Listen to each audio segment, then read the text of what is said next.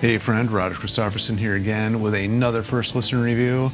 And it's been a weird year as far as releases go. Not a whole lot of new stuff coming out, but there have been a whole lot of reissues. And this is one I'm about to babble about today. And that's the reissue of the Sweet, or Sweet, depending on when you came to know these guys. And their album Sweet Fanny Adams Revisited. Now, Sweet Fanny Adams, when it first came out, was a huge album for these guys. It had like big hits and stuff on it. But since those days, the band has gone in many different directions, and some are no longer with us. However, this is Andy Scott's version of it, who has pretty much been carrying on the legacy of Sweet. A lot of different members. In fact, I don't know if any of the members that are in this release are still in the band at this point. I've kind of lost track, quite honestly. I got a couple of their newest releases, and then they did reissue of another album that came out in 2012, which I believe is probably the one they were promoting at this point in time, although none of the songs off that album are on this release at all, this live concert. But at this point in time, they were just a four-piece again. They got Pete Lincoln on bass and lead vocals, Andy Scott on guitars, and he does sing on one track. Bruce Bisland on drums, and Tony O'Hara on keyboards and guitar, and then he sings lead on a couple of the tracks here as well. But it's kind of a weird recording. I like this album. I really like the Sweet a lot, or Sweet, whichever you prefer to say it. I guess at this point in time they're just going by Sweet. But the track listing of the album's like kind of all out of order. They eliminated a couple songs from it, added a few songs in, so a little weird. I mean, the band sounds great. They started with the song Sweet F.A., which the original album did not start with. It actually started with Set Me Free, which in this live set comes like way later, almost the second, that is the second last song, almost the last song. They took out Rebel Rouser and Peppermint Twist. Now for me, Rebel Rouser was actually one of the best songs on the original album, so why they took that out, not really sure. Peppermint Twist, I actually really don't remember that well, so I didn't miss it, but the whole switch up is all different. They actually throw in, well, they start with Sweet F.A., which is weird, then Heartbreak Today, which was like, that was the second song on the original, and then they throw in the 16s in the middle of it, which was weird, but it's still a good song. I like that song. It's actually one of their hits back in the early 70s, right around this time frame.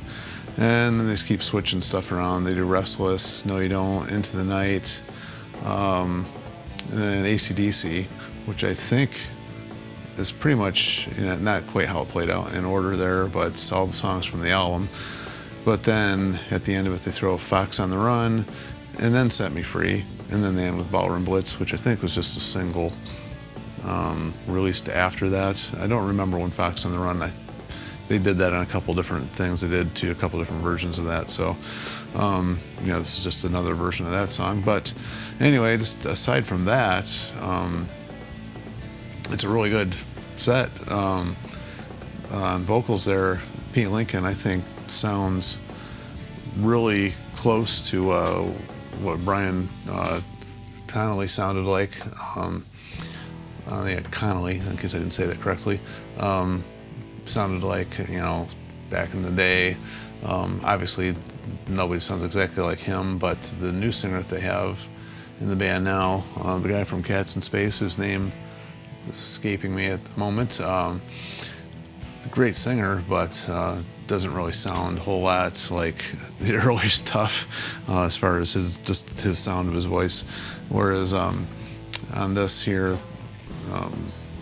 Pete sounds a lot closer to what Brian, I think, sang like. All the big vocal harmonies are there. Andy Scott really plays good guitar. I don't think he gets enough credit as a guitar player. I mean, he's gotten pretty good over the years. He's added a few little embellishments here and there. And, the rest of the band's pretty tight. For a four-piece, they sound really good. There's a lot of really good harmonies in this, and energy's really high. It was a fun listen. I don't know if anybody, you know, needs to start with this album. If you're a Sweet fan and you're just a person who likes collecting all the stuff, this is a pretty good album to have. It's a fun live set, kind of very representative of the band there's time. That album that they put out that they just re-released, I think it was called New York Connection, a bunch of cover songs. That album sounds really good. The band sounds really good on that one. I wish they had actually done a little bit more around this time frame. As far as actual albums go, I don't remember exactly what albums they had out. I was going to take a quick look here and see if I can remember, because I never, anybody who ever listens to my stuff knows I don't prepare for this stuff at all. Yeah, they had a couple albums like that after, the band split up and got back together. There's one called The Answer in 95, Dangerous Game in 97, and then Sweet Life in 2002. And of course they have had several different singers throughout the years. I don't know, there's so many different people in this band. Pete Manzi, that's the guy singing for him right now. Jeez, I could not think of what that was. But anyway, yeah, I mean, there's really not much more to say about this one, except if you're a Sweet fan, you're completist, you're probably going to want this for the collection, because it is a pretty good representation of the songs anyway. And, it still is Andy Scott, so, and got the cool background vocals like I mentioned, so I enjoyed it. What can I say? That's about all there is to say about this one. So if you think that I've left anything out, feel free, comment down below. I know this is kind of a short review compared to what I normally do, but this one is what it is. It's just a fun live album of the band that Andy Scott had at the time.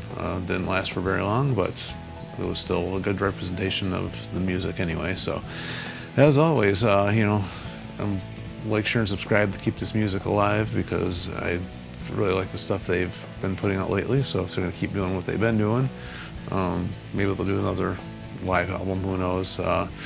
But I really have enjoyed the last studio album they did and the last couple things they've done. It's been fun. Doesn't really sound like really sweet, but how could it? But I still like what they've been doing. So until the next album, we will see you.